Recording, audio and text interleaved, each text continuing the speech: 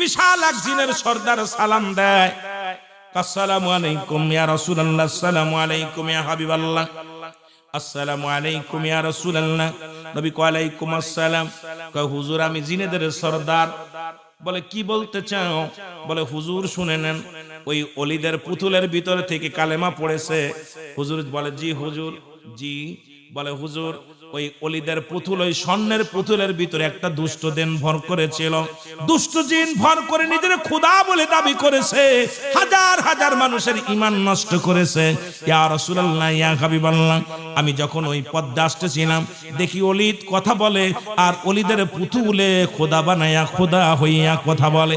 এটা আমি সহ্য করতে পারি নাই। আমি ওই পুতুলের ভিতরে প্রবেশ করে অলিদের পুতুলকে আমি শেষ করে দিছি, ওই দুষ্ট জিনটাকে হত্যা করেছি। এই নেন তরবারি, দেখেন এই তরবারি দিয়ে আমি হত্যা করেছি। আল্লাহু আকবার বলেন।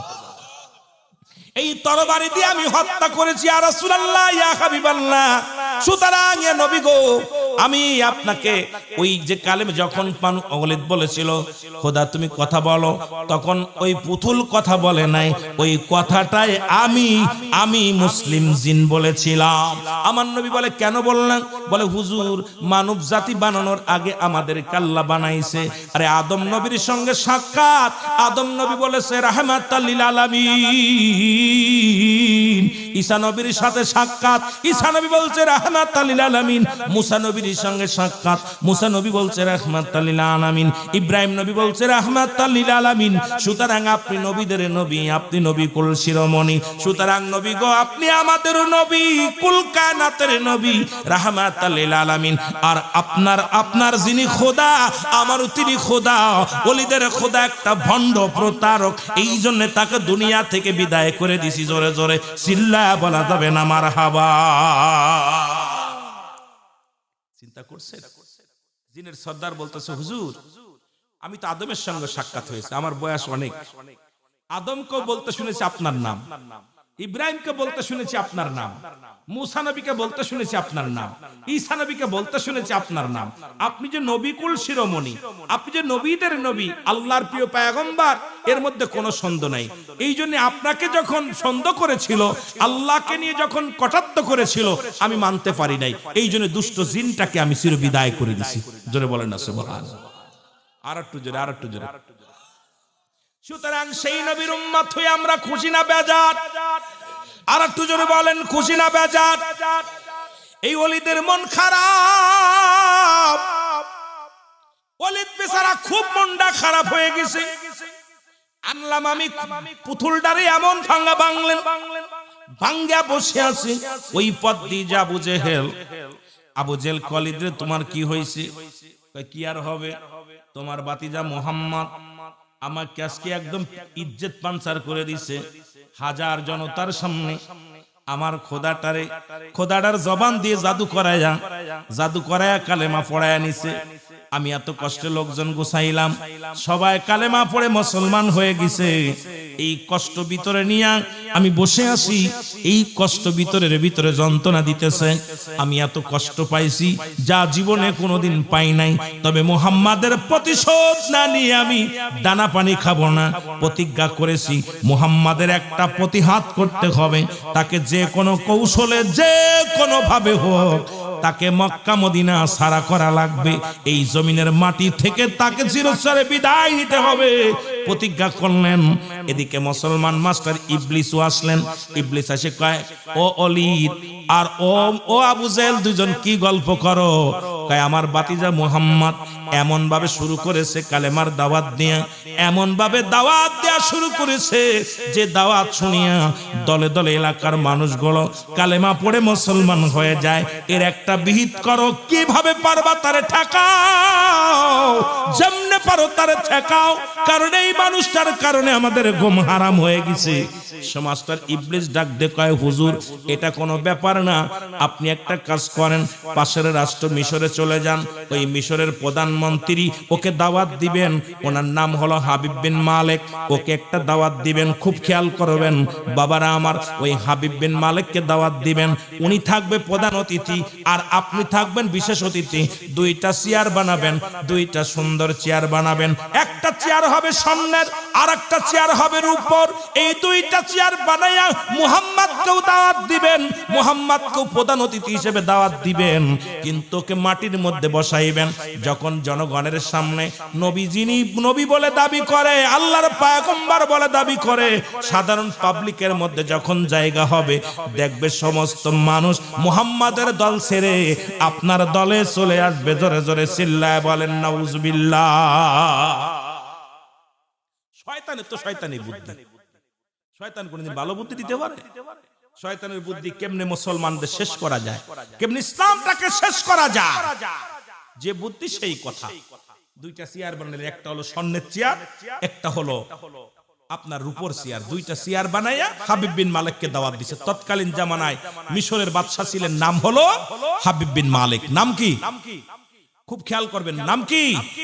যে ওয়াজে গেছি দরকার 10 ঘন্টা ওয়াজ করা, সুন্দর একটা বিষয় আপনাকে পরিপূর্ণ কালেমার ব্যাখ্যা দিয়া, এইটার কে আল্লাহ যে এক অদ্বিতীয় নাই, তার প্রেরিত রাসূল মুহাম্মদুর রাসূলুল্লাহ সাল্লাল্লাহু আলাইহি ওয়াসাল্লাম, এইটার উপরে বিশ্লেষণ করে আলোচনা করলে আপনাদেরকে 4-5 ঘন্টা সময় দিতে হবে, তারপরে যদি আলোচনা শেষ করতে পারি। তবু খুব খেয়াল করবেন, বেশি যদিও যেটুকু সময় আমি আলোচনাগুলো করি হক কথাগুলো বলবো, খেয়াল করবেন। বাকিটা হেদায়েতের মালিক আল্লাহ, হেদায়েতের মালিক কোন পীর সাহেব নয়, হেদায়েতের মালিক কোন দয়াল নবী নিজেও না। যদি দয়াল নবী হেদায়েতের মালিক হতো তাহলে আবু জেহেলের কপালে কালেমা জুটতো। জোরে বলেন ঠিক কিনা? কথা ক্লিয়ার? বোঝেন হেদায়েতের মালিক কে? আমার দেশের মৌলবীরা হেদায়েতের মালিক হয়ে গেছে। আমার দেশের আমির সাহেব হেদায়েতের মালিক, ইমাম সাহেব হেদায়েতের মালিক, মৌলবী সাহেব হেদায়েতের মালিক, চেয়ারম্যান হেদায়েতের মালিক, আমাদের পার্লামেন্টের মেম্বার হেদায়েতের মালিক। না, পৃথিবীর মধ্যে কাউকে হেদায়েতের দায়িত্ব আল্লাহ দেন নাই, হেদায়েতের দায়িত্ব রব্বে কারীমের হাতে। জোরে বলেন ঠিক কিনা? আর একটু জোরে বলেন ঠিক কিনা? ঈমান যেন নষ্ট না হয়, ঈমান যেন নষ্ট না হয়। পৃথিবীর মানুষ দাজ্জাল এক হাতে জান্নাত নিয়ে আসবে, এক হাতে জাহান্নাম নিয়ে আসবে। কথা বুঝেননি? কবে আমারে মানো আমি খোদা, আর এইগুলো মোর ভয়ে মানুষগুলো কালেমা পড়ে ফেলবে। সাবধান, খুব সাবধান। বর্তমান জামানা খুব কঠিন জামানা চলতেছে। জোরে বলেন ঠিক কিনা? এ আমার ভাইরা, আমার বন্ধুরা, আমার এবার যে কথা বলতেছিলাম, দিলের কান্ডা লাগা শোনো। ঈমান যেন যায় না, ঈমান চলে গেলে সব চলে যাবে। ব্যক্তির জীবনের অমূল্য সম্পদের নাম হলো রূহ, আর মানব জীবনের অমূল্য সম্পদের নাম ঈমান। রূহবিহীন যেমন বডির মূল্য নাই, ঈমানবিহীন কোন আমলের মূল্য নাই। ঈমান চলে গেলে সব শেষ। আহা, চোরে চুরি করতে আসলে কিছু থাকে, আর আগুন ধরলে সব শেষ। জোরে বলেন ঠিক কিনা? তো ঈমান যদি চলে যায়, আপনার নামাজ রোজা সব শেষ। রূহ যদি চলে যায়, সুন্দর বডির কোনো মূল্য নাই, এই বডির কোনো দাম নাই। দেখতে শুনতে চেহারা অনেক বালা, হাত পা বালা, সব বালা, কিন্তু রূহটা নাই। কন্দি আমার কোনো দাম আছে? কথা কন না কেন? দাম আছে? ওই যে শুয়ে আছে ওই জায়গায় একজন দেখলাম, উনি যদি রূহ থাকতো উনি জীবনও শুইতো না। কথা কন ঠিক কিনা? উনি থাকতো আমাদের মতো, এরকম জীবিত থাকতো, এরকম বসে থাকতো, কিন্তু সবচেয়ে মূল্যবান বস্তু হলো তার রূহটা। এটা চলে গেছে। চলে যাওয়ার কারণে এই বডির কোনো মূল্য নাই, বডিটা তাড়াতাড়ি দাফন করছে। তদ্রূপ ঈমান যদি চলে যায়, নামাজ রোজা হজ যাকাত কুরবানি সব শেষ। যেন ঈমান না যায়। চলে বলেন, জোরে বলেন ঠিক কিনা? আমার ভাইরা, আমার বন্ধুরা, আমার হাবিব বিন মালিক আসলেন, উনি স্বর্ণের চেয়ারের মধ্যে বসলেন, আর আবু জেহেল রূপোর চেয়ারে বসলেন। রহমতের নবী ধীরে ধীরে গুটি গুটি পায়ে আসলেন। এসে দেখে হাজার মানুষ, হাজার জনতা বিশাল মজলিসের মধ্যে সমাবেশে বসে গেছেন। নবী আমার পিছনে যে জায়গা পাইছে, জায়গার মধ্যে বসার জন্য প্রস্তুতি নিয়েছে। আমার আল্লাহ কয়, জিবরিল তাড়াতাড়ি যা, আমার হাবিব যেন এই মাটির মধ্যে না বসে রে। আজকে যদি আমার হাবিব মাটির মধ্যে বয়া যায়, আমার ইজ্জতের কসম লাগে রে, তাড়াতাড়ি যা। কারণ এই দুনিয়ার মধ্যে আমি স্বর্ণ বানাইলাম আমার হাবিবের খাতিরে, আমি রূপা বানাইলাম আমার হাবিবের খাতিরে, আমি আসমান জমিন যা কিছু করলাম আমার হাবিবের খাতিরে। আজকে আমার হাবিব মাটিতে বসবে, আমার নবী মাটির মধ্যে বসবে, আর আবু জেহেল স্বর্ণের চেয়ার রূপার চেয়ারের মধ্যে বইব, হাবিব বিন মালিক চেয়ারের মধ্যে বইব। আমি আল্লাহ মানছি না, তাড়াতাড়ি যা, তাড়াতাড়ি যা, আমার হাবিব যেন মাটির মধ্যে না বসে। জোরে জোরে চিল্লা বলা যাবে না মারহাবা। জিবরিল আমিন একা, হুজুর আল্লাহ পাক আপনাকে হুকুম দিয়েছে, খবরদার আপনি মাটির ভিতর বসেন না, দাঁড়ান। আর নবীজিকে দেখে আবু জেহেল বলতেছে, উপস্থিত জনগণ দেখেন, তিনি যদি নবী হবে তাহলে কথার প্রতিশ্রুতি ভঙ্গ করছে। কারণ উনি নিজেই বলছে তিনটা চরিত্র যার ভিতর থাকবে সে নাকি মুসলমান বলে দাবি করতে পারবে না। তো উনি মুসলমানদের লিডার, উনি নিজে বলছে যে কথা বলে, মিথ্যা বলে, আমানতের খেয়ানত করে, প্রতিশ্রুতি ভঙ্গ করে। উনাকে আমি দাওয়াত দিলাম 10টায় অনুষ্ঠানে আসবেন, উনি দাওয়াতটা কবুল করছে, অথচ দেখেন এখন উনি আসেন নাই। 2 নাম্বার, উনাকে আসতে বলছে, উনি আসেন নাই। 3 নাম্বার, উনি মিথ্যা বলছে জাবানে। তিনটাই মুহাম্মাদের মধ্যে 3টা গুণ আছে। বলেন দি সে কি মুসলিমের নেতা হতে পারে? উপস্থিতরা কয় না তো। এদিকে নবীজি পিছনে এসে দাঁড়ায় আছে, নবীজিকে দেখে ঠাট্টা মস্করা শুরু করছে আবু জেহেল। আমার রাসূল দাঁড়িয়ে আছে, আমার আল্লাহ ডাক দে বলে, জিবরিল তাড়াতাড়ি যা, কারণ আমার হাবিবে কষ্ট পায়, আমার ইজ্জতের কসম, আমি আল্লাহর কসম, যা হাবিব বিন মালিককে চেয়ার থেকে উঠা। জোরে বলেন না মারহাবা, আর একটু জোরে। হাবিব বিন মালিকের কাছে জিবরিল আমিন আসলেন, দাঁড়ায় আছে। জিবরিল আল্লাহ কেমনে উঠাইবো? ও তো ওঠে না, কেমনে উঠাইবো? কয় ডান কান ধরে টান মারবি, কান ধরে টান মার। হাবিব বিন মালিকের ডান কান ধরে যখন টান মারছে, হাবিব বিন মালিক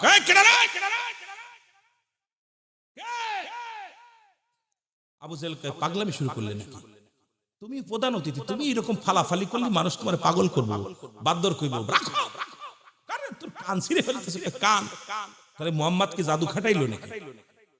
কান দেখে রক্ত পড়ে। মুসলমান জিবরিল আমিন আল্লাহ ওঠে না, কয় ডান কান বাম কান ধর, বাম কান ধরে টান মার। কি রে, জিবরিল তো কেউ দেখতেছে না, নবী দূর থেকে খেলে হাসতেছে। খেলা জিবরিল দেখতে, জিবরিল কি করে, রাসূল ওই পাশে সামনে দাঁড়ায় দাঁড়ায় হাসতেছে।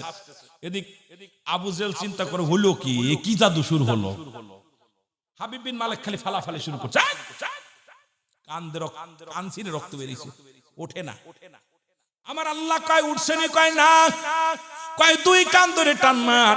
যখন 2টি কান ধরে টান মারছে, যখন 2টা কান ধরছে, হাবিব বিন মালিক লাফ দিয়ে যায় মাটির মধ্যে বয়া পড়ছে। জোরে জোরে চিল্লায়া বলা যাবে না মারহাবা। হাবিব বিন মালিক সামনে যায় বসে পড়ছে। আমার নবীজিকে জিবরিল কয়, এই জিবরিল তাড়াতাড়ি আমার হাবিবের হাত ধরে নিয়ে বসায় দে। রাসূলকে নিয়ে চেয়ারের মধ্যে বসায় দিয়েছে। সুবহানাল্লাহ বলেন না। লোকজন তাকায় দেখে আব্দুল্লাহর বেটা মুহাম্মদ ওই থেকে আসলো প্রধান চেয়ার, আরে নবী স্বর্ণের চেয়ারের মধ্যে বসে গেছে। রাসূলুল্লাহর পাশে আবু জেহেল বসে আছে। মানায় না, কারণ আমাদের সমাজ এখন সব যা শুরু করছে, হিন্দু বৌদ্ধ খ্রিস্টান মনে হচ্ছে সব একই ভাই ভাই। মুসলমান অমুসলিম কখনো মুসলমানদের বন্ধু হতে পারে না, কারণ রাসূল পাক সাল্লাল্লাহু আলাইহি সাল্লামকে সালাম দিছে, কাসসামু আলাইকা, হে রাসূল আপনার মৃত্যু হোক।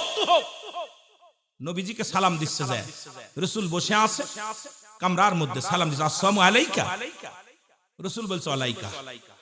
ভিতর থেকে আম্মাজান বলতেছে, ইয়া রাসূলুল্লাহ, ইয়া হাবিবাল্লাহ, আপনি অমুসলিম কেমনে সালাম দিলেন? আপনি শুনছেন কি বলছেন? নবী কয়, আয়েশা রে তুমি কি শুনছো আমি কি বলছি?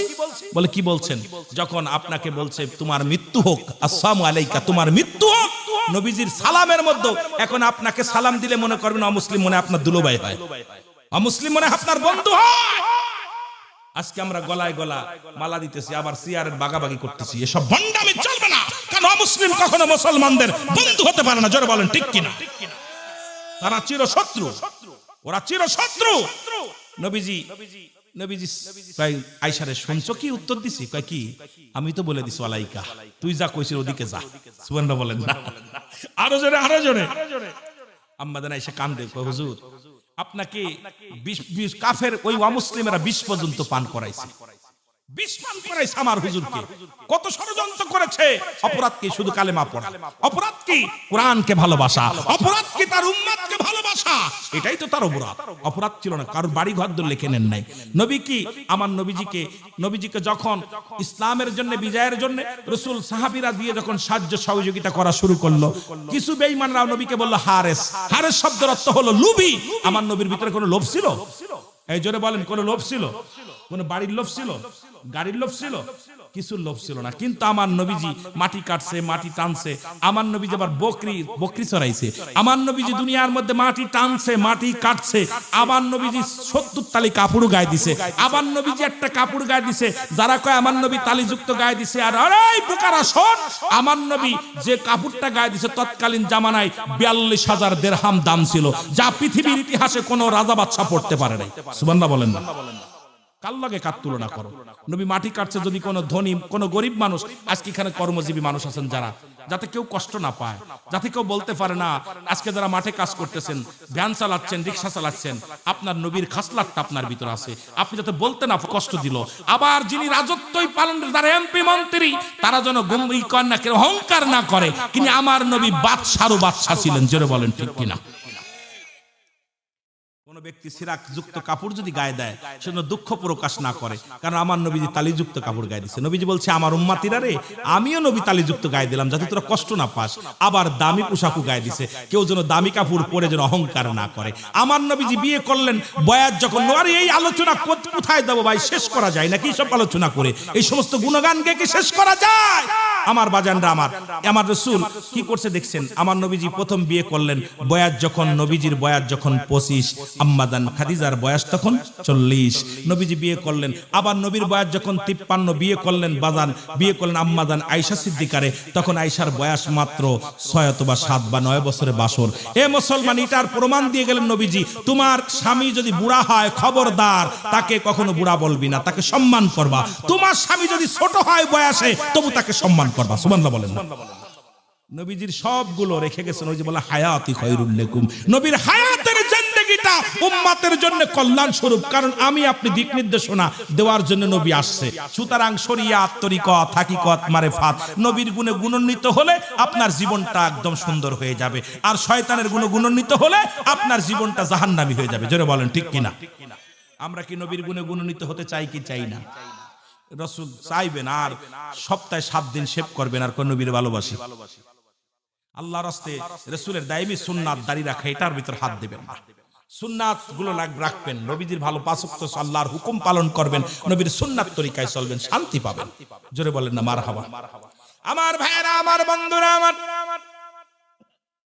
কথাগুলো বলতে গেলে অনেক কথা চলে আসে, আর এগুলো বিস্তারিত যদি বলতে যাই সময় লাগবে, এত সময় আমি আপনাদেরকে দিতে পারবো না। যেটা বলতেছি শুনে নেন। এবার আমার আল্লাহ ডাক দেখায়, ও জিবরিল তাড়াতাড়ি যাও আমার হাবিবের পাশে, আমার হাবিবের পাশে, আমার দোস্তর পাশে, রাহমাতুল লিল আলামিনের পাশে। ওই শয়তানটারে মানায় না, কারণ আবু জেহেল বসে আছে বাম পাশে, আমি মানাই না। আমার জিবরিল আমিন ডাক দেখাল্লাম, কোন নিয়ম? একই নিয়ম, একই নিয়মে ধরো, কান ধরো। আর যখন আবু জেহেলের কানের মধ্যে হাত দিচ্ছে, হাবিব বিন মালিক কি হলো দোস্ত, একটু আগে আমারে ধমক দিলে, এখন তুমি চিল্লাও কে? কানে হাত দিছে, কান দিয়ে রক্ত পড়ছে দরদর করে। কি বসে? ডান পাশে বসে আছে মুহাম্মদ। আবু জেহেলের তো মাথা খারাপ, যারে বসাবো না নিচেই বসাবো, সে বসে চেয়ারে, সামনের চেয়ারে। কি একটা বিপদ! রাগেতে ফুলতেছে, কোথাও পারছে না, সহ্য করতে পারছে না। বাম কান ধরছে, ওঠে না। আবু জেহেলের 2 কান ধরে টান মারছে, আবু জেহেল চেয়ার ছাড়ে না, চেয়ার ধরে উঠে দাঁড়ায় গেছে। চেয়ার ছাড়ে না, কারণ হাবিব বিন মালিক চেয়ার ছাড়ছে, চেয়ার চলে গেছে, দখলে চলে গেছে। এইটা যদি আমি ছেড়ে দিই, দখলে চলে যাবে, ছাড়া যাবে না। আমার আল্লাহ জিবরিল মার লাথি একটা পাছায় দিলে, মারছে লাথি, পিছনে দিলে এক লাথিতে যায় ছুটে পড়ছে জনগণের মধ্যে। সুবহানাল্লাহ বলেন। জিবরিলের লাথি কি আরে আসতে পড়ছে, আর মাঝখানে যে পড়ছে। কাম সারছে, সব লোকজন, খালি সব উপস্থিত যত লোকজন ছিল সবাই হাসাহাসি শুরু করছে, কাম সারছে। মুহাম্মদ আজকে উচিত শিক্ষা দিয়ে দিচ্ছে। কথা বুঝেন? উচিত শিক্ষা দিছে।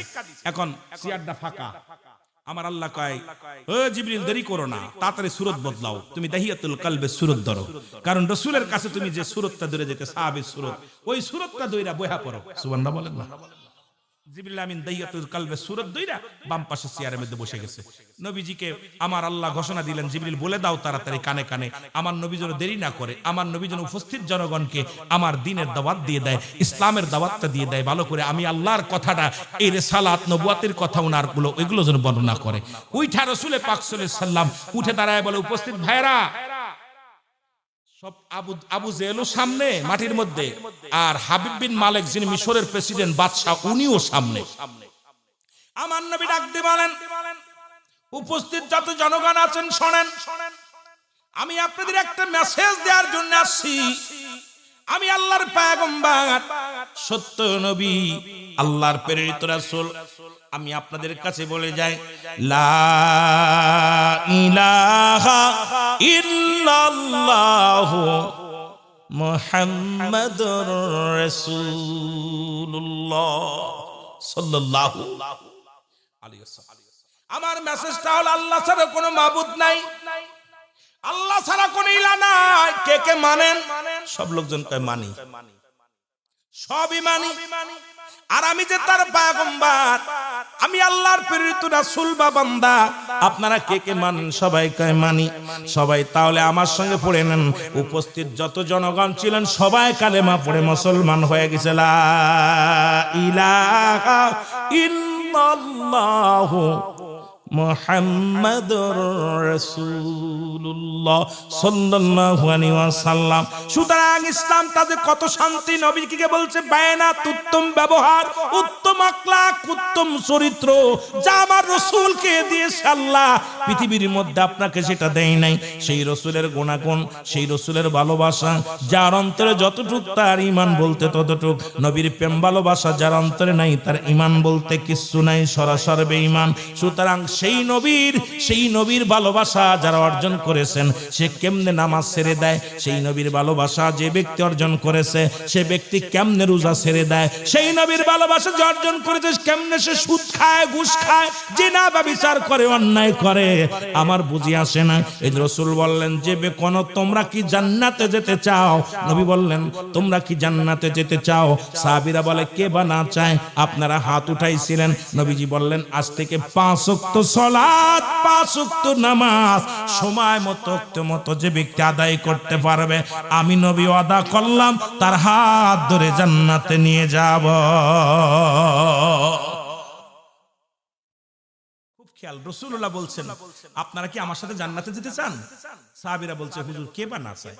নবীজি বলেন, তাহলে তোমরা শোনো, যে ব্যক্তি 5 ওয়াক্ত নামাজ, সালাত, নামাজটা সময় মতো, ওক্ত মতো, জামাতে বা একাকার, যেভাবে হোক, হয়তো আপনি জামাত পান নাই, তবে সময় হয়ে গেছে, নামাজটা আপনি আদায় করবেন। 5 ওয়াক্ত নামাজ যে ব্যক্তি সময় মতো, ওক্ত মতো আদায় করতে পারবে, রাসূল পাক তার হাত ধরে জান্নাতে নিয়ে যাবে। এখন নবীর সনে কি জান্নাতে যেতে চান আপনারা? জোরে বলেন, চান কি চান না? তাহলে আজকে মাগরিবের নামাজ কে কে পড়ছেন দেখি দি।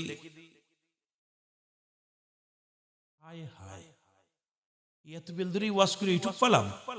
ফজরের নামাজ কে কি পড়ছেন? ফজরের নামাজ, ভাই দুঃখ, ইমাম সাহেবরা আসেননি, এই কি অবস্থা? মাগরিব ঈশান নামাজ পড়ছেন কি? আমি খুশি হয়েছি, সত্য আপনারা হাত উঠাছেন, এদিন আনন্দ লাগতেছে। আপনাদের ঈমান আর যারা উঠান না, এদেরকে বেশি ধন্যবাদ জানাই, যে তারা সত্য আছে প্রকাশ। মিথ্যা বলে সমস্ত পাপের মা হলো মিথ্যা। একেতে পড়ি নাই, আবার মিথ্যা কথা কইলে হাত উঠায়, আরো গুনাহগার। জোরে বলেন ঠিক কিনা? এজন্য আপনাদেরকে ধন্যবাদ জানাই, লজ্জা দিতে চাই না। তাহলে আমি ওয়াজ শোনা হলো নফল বন্দেগী, আর ঈশান নামাজ ছিল ফরজ। ফরজ তরক করা কবিরা গুনাহ। আপনি যে এই যে আল্লাহর সঙ্গে নাফরমানি করলেন, ওয়াজ না শুনলে কোনো গুনাহ হবে না। আপনি ওয়াজ শোনেন নাই, খোদার কসমে একটু গুনাহ হবে না। যদি থাকেন সওয়াব হবে, বসে আলোচনা শুনলে সওয়াব হবে, না শুনলে কোনো গুনাহ হবে না। কোন মৌলবী ফতোয়া দিতে পারবে না যে ওয়াজ না শুনলে গুনাহ হবে। কিন্তু নামাজ ছেড়ে দেওয়া, ইচ্ছাকৃত নামাজ ছেড়ে দেওয়ার সঙ্গে সঙ্গে কবিরা গুনাহ। হে মুসলমান, নামাজ ইচ্ছাকৃত যারা ছেড়ে দিলেন, আপনারা কত বড় ভুল করছেন জানেন?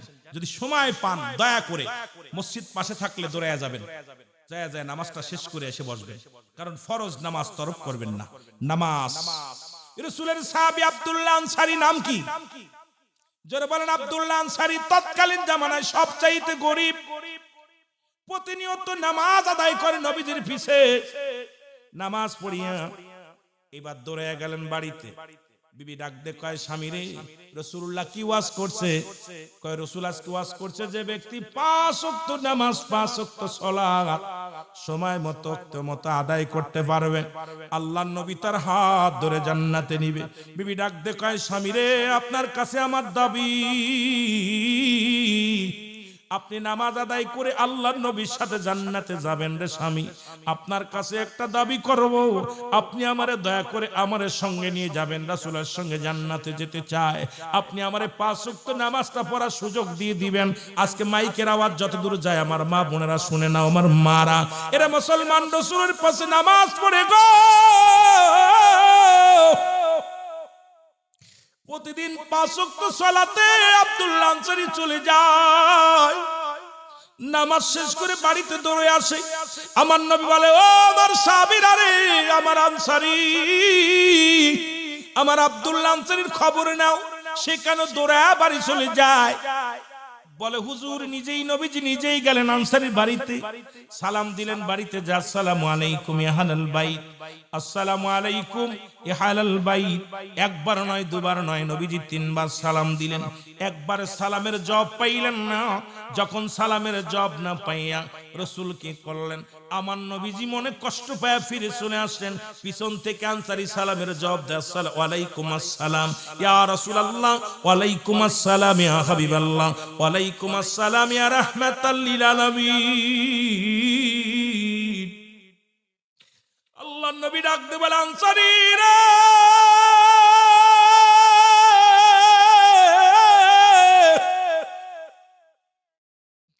তুমি আযান শুনে তুমি নামাজ, তোমাকে আমি সালাম দিয়েছিলাম, সালামের উত্তর তুমি দিলা, তার মানে আর বুঝতে বাকি নাই তুমি সালাম পেয়েছিলে, উত্তর দিয়েছো, সালাম তুমি কানে শুনেছিলে। আনসারী বলে, ইয়া রাসূলুল্লাহ, ইয়া হাবিবাল্লাহ, নবী গো, আমি আপনার সালাম উত্তর দিতে পারি নাই। আপনার সালাম আমি 3 বারই কানে শুনেছিলাম, কিন্তু 3 বারের একবারও আমি উত্তর দিতে পারি নাই। নবীজি বললেন, কেন দিলা না? বলে, ইয়া রাসূলুল্লাহ, ইয়া হাবিবাল্লাহ, আমি কেন সালামের জবাব দিই নাই? যদি আপনি দয়া করে আমার সাথে আমার বাড়িতে যাইতেন, তাহলে আমি বলতে পারতাম আমি কেন সালামের জবাব দিই নাই। আল্লাহর নবী ডাক দিয়ে বলে, আনসারী চলো যাই, চলো যাই। আনসারী এবার রাসূলুল্লাহ চলে গেলেন। যখন ঘরের মধ্যে গেলেন, আনসারী যখন দরজা খুলে দিছে, দেখে রে ঘরের মধ্যে বিশাল একটা গর্ত খোঁড়া। নবীজি ডাক দিয়ে বলে, আনসারী রে, তোমার ঘরের মধ্যে এত বড় গর্ত খোঁড়া কেন? বলে, ইয়া রাসূলুল্লাহ, ইয়া হাবিবাল্লাহ, যখন আপনি আমারে সালাম দিয়েছিলেন আমি উত্তর দিতে পারি নাই নবী গো, কারণ আমি এই গর্তের মধ্যে উলঙ্গ অবস্থায় বসেছিলাম, গায়ের মধ্যে কোনো পোশাক ছিল না, আব্দুল্লাহর গায়ের মধ্যে কোনো পোশাক ছিল না। নবীজি বলে, আনসারী তুমি কি বলতে চাও? বলে, ইয়া রাসূলুল্লাহ, ইয়া হাবিবাল্লাহ, যখন আপনি আমাকে সালাম দিয়েছিলেন তখন আমার বিবি নামাজগত অবস্থায় ছিল, আর এই জন্য আমি আপনার সালামের জবাব দিতে পারি নাই। নবী বলে, কি বলো? বলে, হুজুর, আমাদের স্বামী স্ত্রী মিলে এক টুকরা কাপড়, মাত্র একখানা কাপড়, যখন আজান পড়ে যায় মসজিদে, এক দড়ি আমি মসজিদে চলে যাই, আমার বিবি উলঙ্গ হয়ে গর্তের মধ্যে বয়া থাকে, আবার আমি সালাম দিয়ে শেষ করে নামাজ শেষ করে বাড়িতে দৌড়ে আসিয়া গর্তের মধ্যে প্রবেশ করি। ইয়া রাসূলুল্লাহ, ইয়া হাবিবাল্লাহ, আমি সঙ্গে সঙ্গে কাপড়টা খুলে দিই। ওই কাপড়টা খুলে আমি যখন ওই গর্তের মধ্যে বয়া থাকি, আমার বিবি নামাজে দাঁড়ায়া যায়। ইয়া রাসূলুল্লাহ, ইয়া হাবিবাল্লাহ, এই কারণে আমি উলঙ্গ থাকার কারণে আমি আপনারে সালামের জবাব দিতে পারি নাই। আমার নবী চোখের পানি ছেড়ে ডাক দিয়ে বলে, আনসারী, আনসারী রে, আমি নবী কথা দিলাম রে, আমি নবী কথা দিলাম, এক কাপড়ে স্বামী স্ত্রী দুজন নামাজ আদায় করেছো, আমি নবী কথা দিলাম রে আনসারী, ইয়াউমাল কিয়ামতের ময়দানে আমি নবী তোদের দুজনকে আমি হাত ধরে জান্নাতে নিয়ে যাব। জোরে জোরে চিল্লায় বলা যাবে না মারহাবা।